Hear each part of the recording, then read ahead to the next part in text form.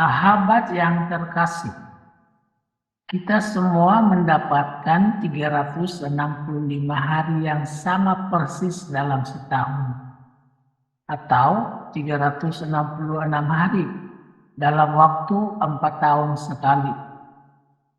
Tidak ada seorang pun yang diberi lebih atau kurang dari jumlah hari tersebut. Tapi, mengapa kehidupan setiap orang tidak sama persis? Mari temukan jawabannya di dalam catatan kehidupan ke-51 sampai ke-70 berikut. Ke-51, ada orang yang berpikir bahwa dengan berbuat baik dan benar, mereka akan disenangi dan disukai oleh semua orang. Mereka mungkin lupa atau tidak tahu bahwa sebaik apapun kita, pasti selalu ada orang yang tidak menyukai kita. Itulah tantangan terbesar bagi siapapun yang ingin menjadi orang yang baik dan benar. Ke-52. Ada orang yang berbuat baik karena kebaikan hatinya dan benar-benar tidak memihak. Tapi, ada orang lain yang melakukan perbuatan baik agar terlihat oleh orang lain. Ingatlah bahwa sebagai seorang beriman, kita harus melakukan kebaikan dan menghilang. Sekali lagi, melakukan kebaikan dan menghilang. Jika kita mengharapkan imbalan, meski hanya ucapan terima kasih, itu bukanlah cinta, tapi itu bisnis. Ke-53, jangan minta kaya, mintalah cukup. Karena banyak orang kaya masih merasa kekurangan. Dan janganlah minta senang, mintalah tenang. Sebab hati yang tenang akan membuat kita senang dan bahagia. Itulah kekayaan yang kita dambakan. Ke-54, sebanyak apapun uang yang kita peroleh, tanpa pengelolaan yang baik, uang tersebut tidak akan pernah cukup. Sebaliknya, sekalipun uang yang kita peroleh tidak terlalu banyak, namun dengan pengelolaan yang baik, kebutuhan kita akan tercukupi. Maka, sangat tepat pernyataan ini. Uang sebenarnya cukup untuk memenuhi kebutuhan kita, tetapi tidak akan pernah cukup untuk memenuhi gaya hidup kita.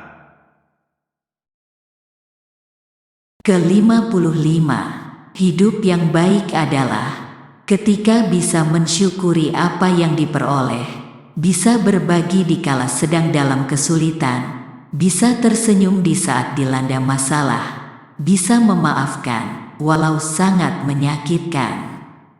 Hidup yang indah itu bukan di saat semua impian terwujud, tetapi keindahannya terletak pada ketulusan dan kesungguhan hati dalam menjalaninya. Ke-56.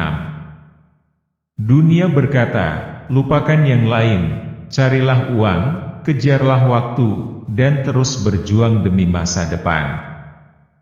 Tetapi Tuhan berkata, ingatlah aku, maka segalanya akan kuberikan kepadamu.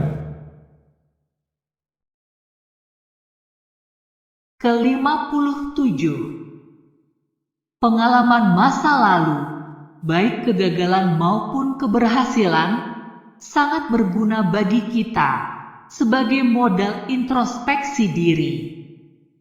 Bila dulu kita pernah gagal, maka sekarang saatnya kita belajar lagi untuk meraih sukses.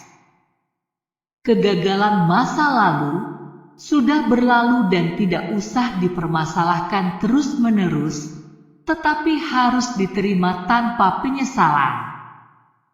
Fokus untuk hari ini dengan bekerja penuh antusias. Ini adalah modal dasar bagi kita untuk meraih masa depan dengan penuh harapan.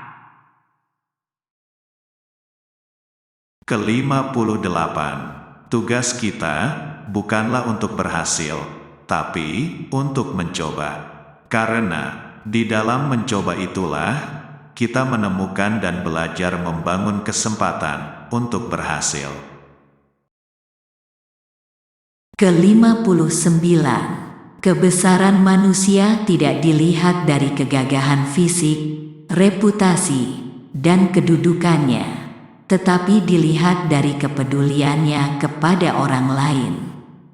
Mari kita bekerja keras, tetapi jangan lupa berbagi hasil kerja kita kepada sesama yang membutuhkan. Inilah prioritas hidup orang bijaksana yang kaya di hadapan Tuhan. Ke-60. Hidup di dunia ini hanyalah sementara. Jika semuanya dalam kondisi yang baik, nikmatilah. Tapi, jika ada hal-hal yang terjadi di luar harapan kita, jangan khawatir, karena semuanya tidak akan bertahan lama. Semuanya pasti akan berlalu. Ke-61. Tuhan menciptakan kita bukan hanya untuk menerima berkat-Nya saja, tetapi juga untuk membagikan berkat-Nya kepada orang lain. Mana yang sudah saya jalankan dalam hidup saya selama ini?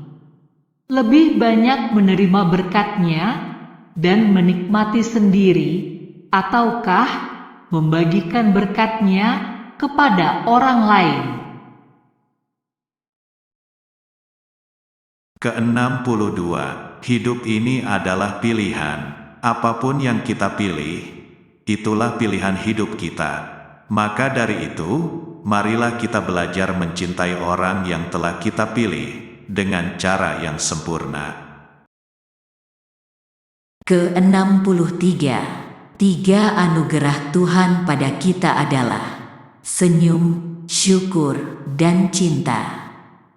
Berikanlah senyum pada siapapun yang dijumpai, bersyukur atas apapun yang kita hadapi, dan jalani hidup ini dengan penuh cinta. Ke-64. Aku belajar diam dari banyaknya bicara. Aku belajar sabar dari sebuah kemarahan.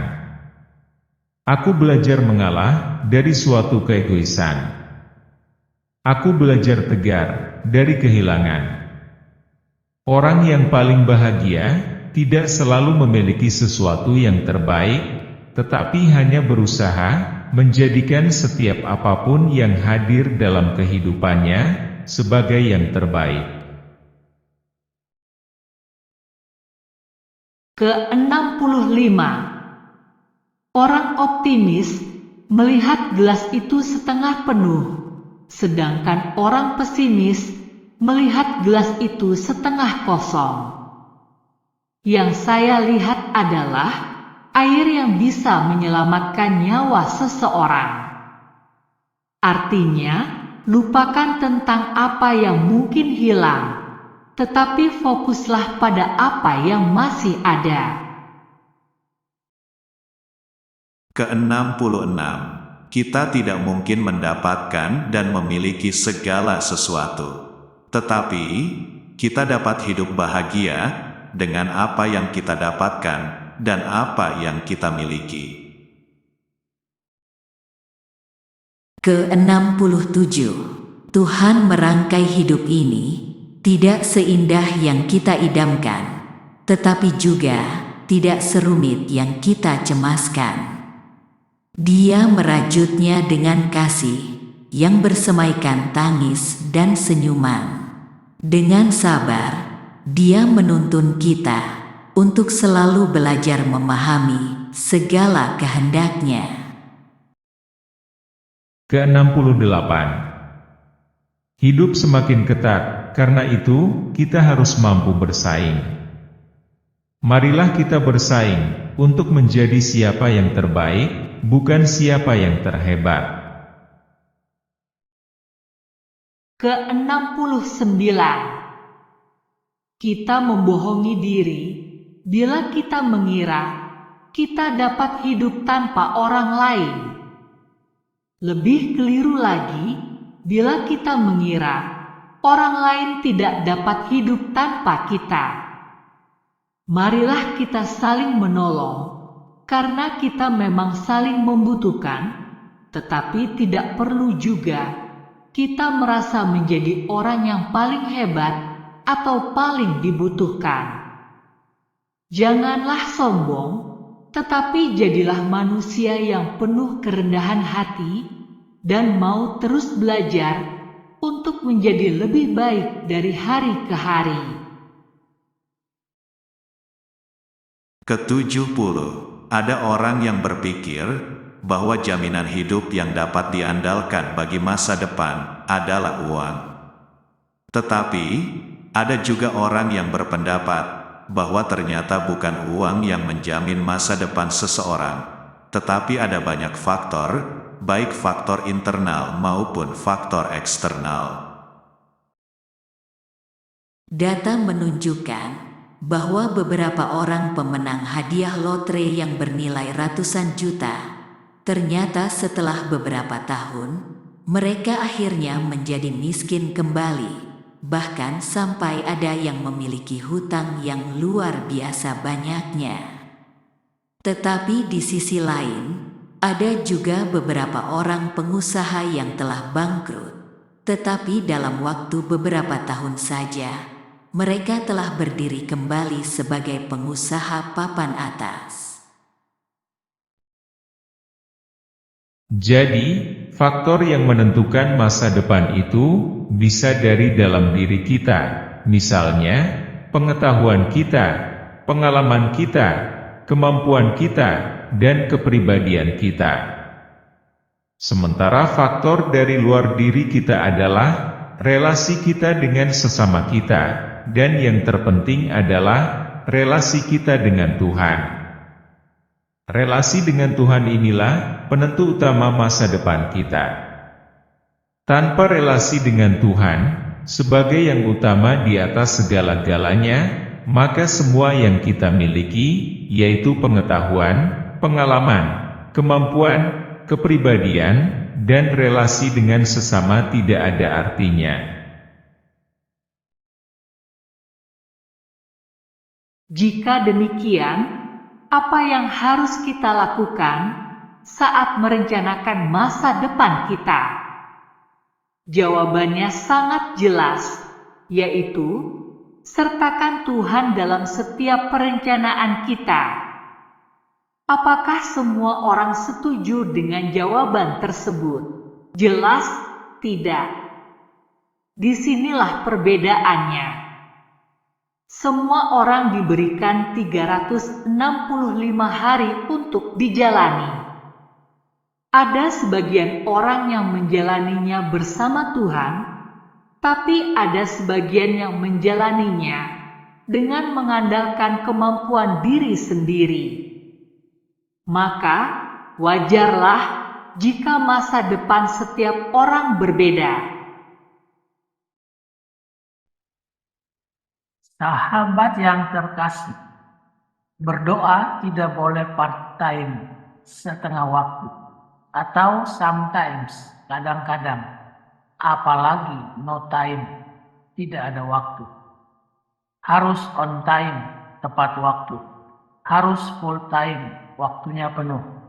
Kalau bisa overtime, melebihi waktu. Sebab kita mungkin dipanggil Tuhan anytime, kapan saja.